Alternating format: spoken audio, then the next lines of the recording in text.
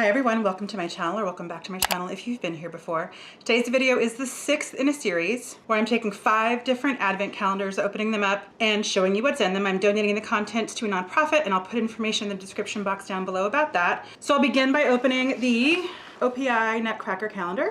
This color is called Toying with Trouble. Very similar to the day before. It's a very kind of magenta-y pink. Pretty. Next is the NYX calendar. And this is a matte lipstick in Fluff Piece. Looks like a very light pink. Pretty. Next is the Body Shop. And this is a Vanilla Delight Bath Bomb. You can smell through here. It smells nice. Next is Feel Unique. And this has some little snaky things in it too. Oh, this is an Emma Hardy facial oil. Really nice. I've used this before. I like this. And last but not least, Space and K.